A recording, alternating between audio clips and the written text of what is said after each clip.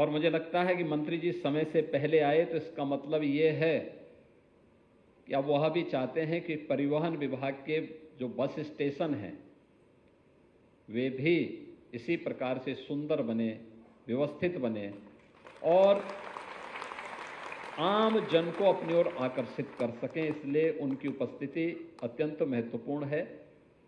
मैं आज जिन परियोजनाओं का यहाँ पर शिलान्यास हो रहा है, शुभारंभ हो रहा है या लोकार्पण हो रहा है, इसके लिए परिवहन विभाग को अपनी शुभकामनाएं देता हूं, बधाई देता हूं और शुभकामनाएं भी देता हूं।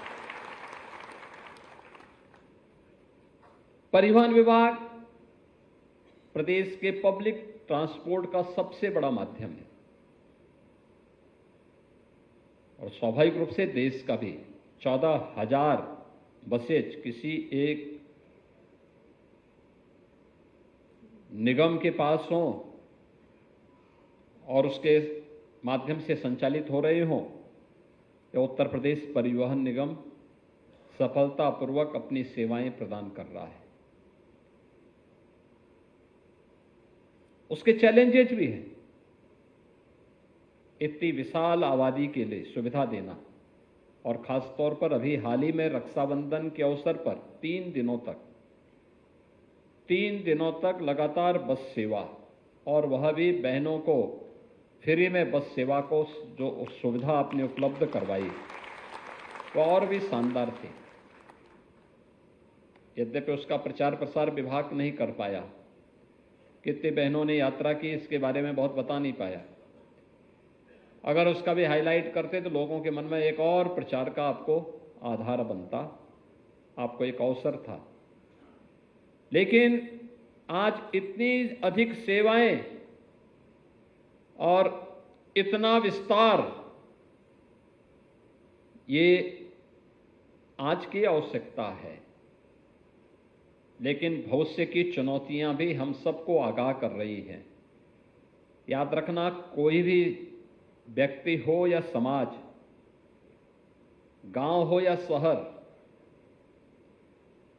जिला हो, राज्य हो या देश, अगर वह समय की गति से पिछड़ जाता है तो हमेशा के लिए पिछड़ जाता है। अगर वह समय की गति से 2 कदम आगे चलने की सामर्थ्य रखता है तो वही प्रगति के पथ पर आगे बढ़ करके अपना विजयश्री का झंडा गाड़ता है। याद रखना, बहुत बार कानून लोगों को बुरा लगता है, लेकिन याद रखना, यही कानून अंततः आपकी सुरक्षा और आपके संरक्षण का आधार बनता है। यही कानून बनता है। जब आप इन्फोर्स कर रहे होते हैं, जब आप लोगों को बता रहे होते हैं कि भाई नशे में गाड़ी मत चलाइए, हो सकता है कोई नशे का आदी व्यक्ति उस समय बुरा मानता हो, झगड़ा करता हो। जब आप किसी व्यक्ति को कहें, किसी अपने आप को बड़े दिखाने वाले व्यक्ति को बोलते होंगे कि भाई गाड़ी में आप फ्रंट सीट पे बैठ रहे हैं, सीट बेल्ट बांधिए, हो सकता है उस समय उसको बुरा लगता हो, लेकिन वही सीट बेल्ट उसकी जान को भी बचाएगा। जब आप किसी बाइक सवार को, बाइकर्स को कहते हैं कि भाई हेलमेट पहनिए, अगर आप हेलमेट नहीं पहनेंगे तो, जैसे पेट्रोल पंप ने इस समय अभियान चलाया है, नो हेलमेट नो फ्यूल, यानी अगर आप हेलमेट नहीं पहनेंगे तो आपको हम तेल नहीं देंगे। बहुत सारे लोग विवाद खड़ा करते हैं, उस समय उनको भले ही बुरा लग रहा होगा, लेकिन सच्चाई ये है कि पेट्रोल पंप वाले के हित में नहीं है, ये हित में, वो बाइकर्स का हित में है कि वह अगर पहन करके चलाता है, दुर्भाग्य से कोई दुर्घटना होती तो कम से कम जान तो बच जाएगी।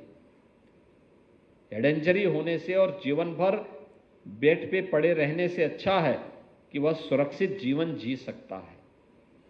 लेकिन इन सब बातों को लेकर के कौन बताएगा लोगों को? ओवर ड्राइविंग खतरनाक हो सकती है। आप घर में जाकर के कैसे भी क्या करेंगे? रात्रि भर क्यों चलते हैं? मैं तो मंत्री जी को भी कहता हूं, भाई क्यों आप रात्रि भर चल रहे हैं? भाई अपना समय पे जागिए, समय पे सोइए, समय पे अपने सारी दिनचर्या को पूरा करिए, सारे कार्य समय पे होने चाहिए। अगर सूर्य भगवान भी यही कहने लग जाएंगे कि चलिए अब मैं भी रात में उगूंगा, तब तो हो गया, फिर होगा ही धरती का कल्याण। प्रकृति के अनुरूप हमें चलना होगा। प्रकृति के अनुरूप चलने के लिए हमें तैयार होना होगा। हर व्यक्ति को इस अभियान का हिस्सा बनाना होगा। क्या गांव, क्या शहर, क्या नौजवान, क्या बुजुर्ग, क्या महिला, क्या पुरुष, ये सभी लोग जब जुड़ेंगे तब हम सड़क सुरक्षा के लक्ष्यों को प्राप्त कर पाएंगे।